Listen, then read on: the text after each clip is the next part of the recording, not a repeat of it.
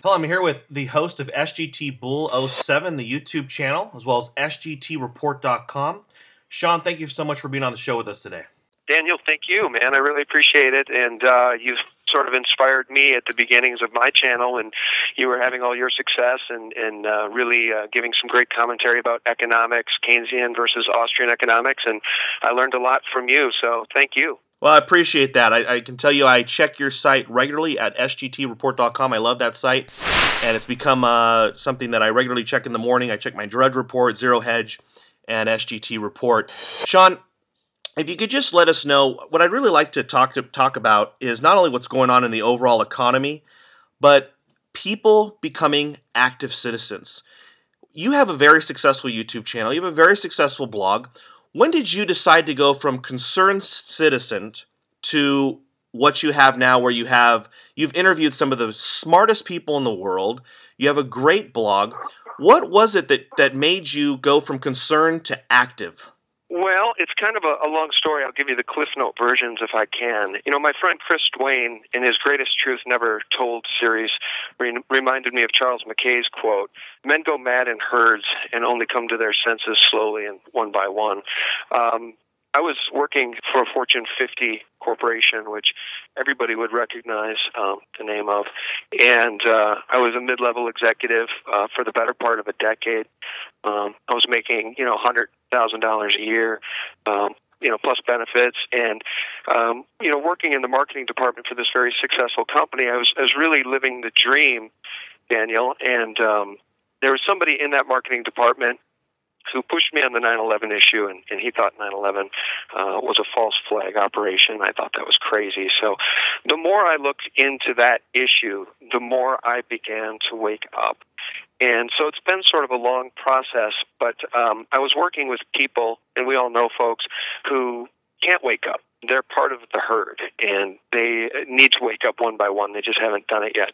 And so when you're working in an environment like that, you kind of need to drink the corporate Kool-Aid to make it work for you personally. And when you wake up to these things, when you wake up to the Federal Reserve System, and you wake up to the inherent criminality built into our republic, you have a hard time drinking the Kool-Aid. So it was time for me, after a decade, to move on.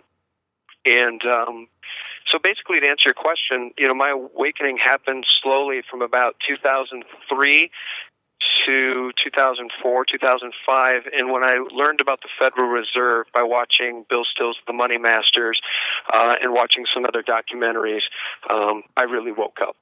Many people, Sean, are sitting at home. They're reading your blog. They're watching our videos. They're reading the news. Maybe they picked up a book like Crash Proof or something. They're telling their friends and their family, they're ignoring them, they're laughing at them, they're blowing them off. What are some things you have found that people can do to help educate others, to mobilize people about the dangers facing humanity due to the central control from bankers of having complete control of our money? Here's a quote from Edmund Burke, which goes like this: "All that's necessary for evil to triumph is for good men and women to do nothing." And, my motivation between starting, my blog and making videos was to inform people that there is a huge problem and they need to get active or we're going to lose our liberties. And, most recently, Daniel, I've really been astounded by the illusions under which we all live. And you were talking about the people that, can't wake up and don't know what's going on. This society that we all live in is built on illusions, and I've assembled 10 illusions, 10 examples of this illusion, this false paradigm under which we live. Can I share those with you? Please do. Okay, so jump in as you wish, but here's the first illusion. Tim Geithner, the former head of the New York Federal Reserve Bank, supervised, while at the Federal Reserve in New York, the AIG bailout, which funneled billions to the big investment banks. And, he talks about a strong dollar policy now as he's the Secretary of the Treasury. Meanwhile, the Treasury borrows more than $1 trillion each year from the Federal Reserve to fund our criminal government. And to add to that, the former Secretary of the Treasury was Hank Paulson, who used to run Goldman Sachs. So there's one illusion. Here's number two. $15 trillion in national debt. $60 trillion and counting if we count unfunded liabilities, all of which are unrepayable. Number 3, here's an illusion, the Federal Reserve System. It's neither federal nor does it have any reserves. Number 4, the war on terrorism. As a result of one day out of America's history, on 9/11, we're given the DHS, the TSA, full-body scanners in the airports, and the presumption that every American is a potential terrorist. And on top of that, $4 trillion flushed down the toilet in Iraq and Afghanistan alone. Number 5, they tell us that Al-Qaeda hit us on 9/11, so we all need to give up our liberties in exchange for security, which, as Ben Franklin warned us, would result in our having neither liberty or security. Oh, and Daniel, by the way, NATO, with the full cooperation and support of this American government, just handed Libya over to Al-Qaeda. Yeah. You want to hear the rest? Yeah, please. No, please go on. Yeah, jump in if you like. Number 6, rule of law, dead on arrival. Bernie Madoff, the CFTC allowing J.P. Morgan carte blanche, Goldman Sachs high-frequency trading, mortgage fraud, TARP, trillions to foreign banks, as Ron Paul's limited audit of the Federal Reserve revealed. Number 7, MF Global, commingling client funds, hundreds of millions of dollars missing. And guess what? Headed by John Corzine, a former partner at none other than Goldman Sachs. Number 8, the newly appointed Prime Minister of Italy, Mario Monti, is the international advisor to Goldman Sachs. Wow. It's unbelievable, Daniel. I mean, we live under a complete illusion of liberty and honor, and the American people need to wake up. Here's number 9, the euro collapse. Let me read you this quote from financial expert Eddie Hobbs, who said over the weekend, quote, "Italy is unsavable. The point is there isn't a solution, and plan B is to recognize that we are now at an elevated risk of the euro itself as a currency collapsing.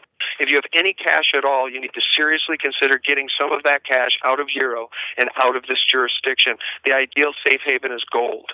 He says the rich are moving their money as we speak. And number 10, the best possible example of this madness of our lost society is moral bankruptcy. The Penn State child rape sex scandal. The students at Penn State riot when their football team's coach, Joey P., was fired for his role in the cover-up of a decade or more of child rape, which he himself had more power than anybody else to put an end to. America's priorities are a joke, which is why unconstitutional wars without end are here to stay. No, I agree, and I think it's just 100% dead on the 10 illusions in our the mad society we live in. You know, when you look at this stuff, though, how do you deal with that as an individual who, number one, is in the know, because it's such a minority, and what do you tell other people? I mean, how do you relay this message to your family and to your friends in your personal life, Sean? Well, I've said this before in other conversations with folks, and you really do need to, sadly, you need to compartmentalize, because, you know, I didn't compartmentalize very well, Daniel, when I worked for that Fortune 50 company, and I assumed that everybody would want to hear this information. I assumed that everybody would want to know the truth, and so I spent too much time in that environment trying to coach friends and help them understand and send them documentaries and send them links. And when the information isn't welcome, when somebody doesn't want to wake up, each person has to wake up on their own, is what I've discovered. So now that I've moved on from that part of my life into this new phase, I realize that you need to compartmentalize the information, and you really should only bother sharing it with those who want to listen, because you can't force it down people's throats. You can lead a horse to water, but you can't make them drink, right? So the way I handle it is by, you know, having my blog and, you know, having my website, having the ability to practice my First Amendment rights, to use them so that I don't lose them, and to flex my liberty. And I think that's all we can ask of anybody. If everybody was out there flexing their liberty and using their freedom of speech to speak out against power, to speak out against corruption, we could take our country back. In fact, we could take the world back from the maniacal grip of these oligarchs, of these bankster criminals who are dead set on enslaving humanity. We could take it back, but it's going to require that all of those that went mad, you know, in a herd, to wake up one by one, and they need to wake up quick, because, Daniel, as you know, the House of Cards is collapsing in Europe, and as Lindsey Williams, as Bob Chapman, as Harvey Organ, as so many others. James Turk has said, once the euro goes, the dollar won't be far behind. Yeah, I recently heard your Lindsey Williams interview, and I found it one of the best interviews he's done. And he's always a very credible person to me. You know, when he was saying oil 150, he had been saying it for a long time. So when it hit 150, you know, it was one of those predictions you could have said, oh, well, it was the broken clock theory. However, he reversed that prediction once it neared 150 and said it would go to 50.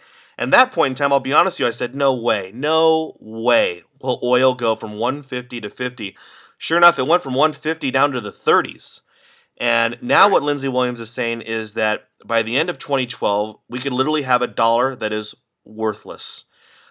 When you interview people, when you do your research, you're obviously preparing your family. You're doing things to protect yourself. What do you see going on over the next year? Well, you know, more of the same, I think, unfortunately. And, you know, the governments have all decided that the race to the bottom needs to continue. They need to continue to print currency, fiat currency, because there are no other solutions. There's no solution for Japan. There's no solution for our country. There's no solution for Greece, Italy, Spain, Portugal.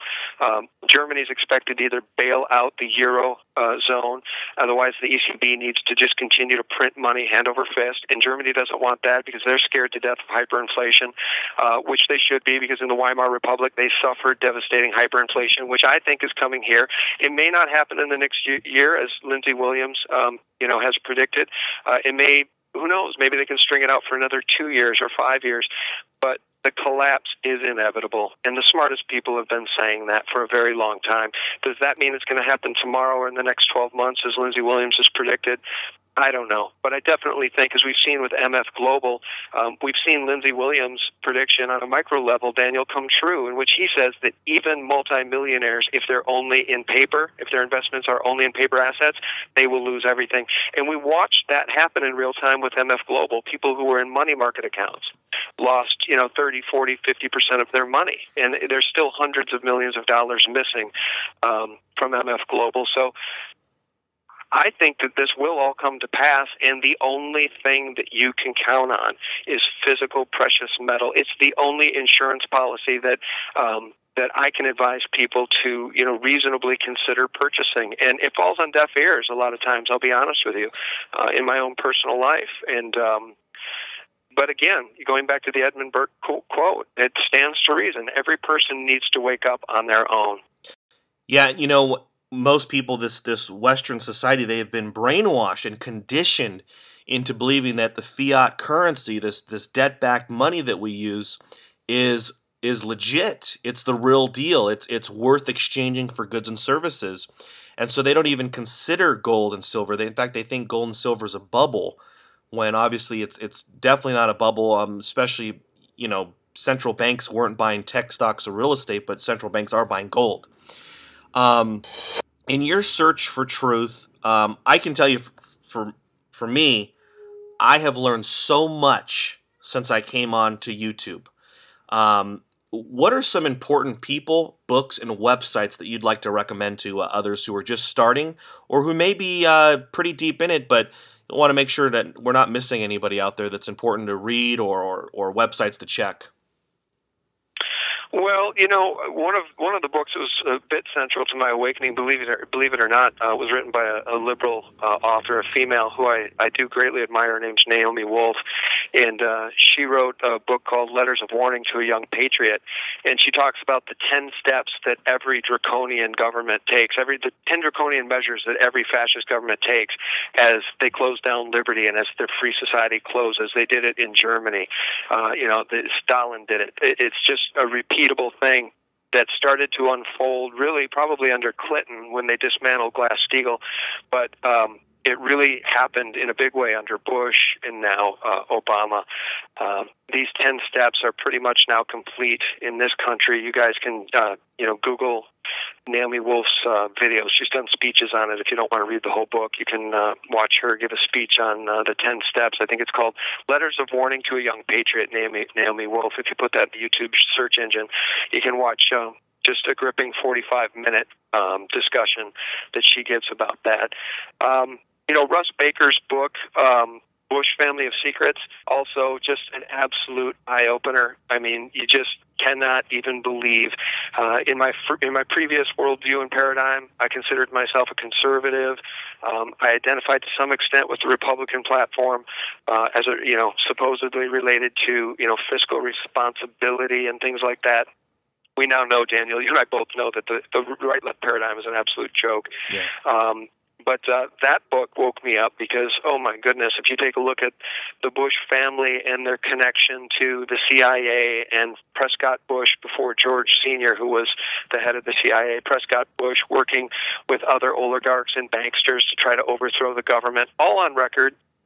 You can tell people that. They'll think you're crazy, but it's absolutely all on record. Skull and bones, secret societies, it's all real. It's all true. These people consider us animals, and they're hell-bent on corralling us and controlling us and taking away our liberties. Michael Chossudevsky, who runs the website globalresearch.ca, he's got a great book called America's War on Terrorism, also an eye-opener for me. It taught me all about the CIA's role in Afghanistan and how Osama bin Laden worked directly as an asset for the CIA. It's just all interrelated. You've got The Grand Chessboard by Zygmunt Brzezinski, which laid out everything that's happening now as we get into these conflicts all over the planet. I told people working in that Fortune 50 company that Obama would not change a thing, and I knew that because Zygmunt Brzezinski was his foreign affairs advisor behind the scenes, and I knew what the Grand Chessboard was. It's all being done by design. The only person we can count on over the next year or two, if we get really lucky and we need God to intervene here to make this happen, because God knows the news media is not going to give us a fair shake, is if Ron Paul can become president. That might be our last, best, greatest hope at turning this thing around. Well, I can tell you, my wife is finally letting me do something crazy, I guess. For our Christmas cards this year, I got my daughter Grace, who's 8 weeks old, my son Joseph, my wife and I all have Ron Paul shirts we're wearing in the Christmas cards. So hopefully it'll spur people with enough curiosity to at least Google him and see what's got us so worked up. Fantastic. Send me one, would you? Will do. I'll give you my address. Hey, Sean, if somebody would like to ask you a question, what's the best way they can reach you? Well, I think the best way to reach me is to send me a personal message through YouTube. I look at that account daily, so that's a good way to do it. You could also email me at sgtreport@gmail.com, but I'd really recommend PMing me through YouTube because I'm truly on that account more often on a daily basis, and I always return every PM I've ever gotten. I take the time to send a reply, and with SGT Report, sometimes it gets a little bit unmanageable, so you may not get a reply if you send me a question there, but by all means, please PM me through my YouTube channel, which is pretty easy to do. Sean, thank you so much for what you're doing, and I truly hope that people like you are inspiring others to create YouTube channels, to blog, and to create blogs. I mean, that's huge. If we can get more articles and information to people in a big way where we're making a difference. So I really appreciate everything you're doing, and I honestly I think you're a true patriot. So thank you for what you're doing. Oh, well, it's an honor for me to be able to speak with you and good people like you, and I really appreciate it. Thanks for asking me to be a part of this today with you, Daniel. I appreciate it. Thanks, Sean.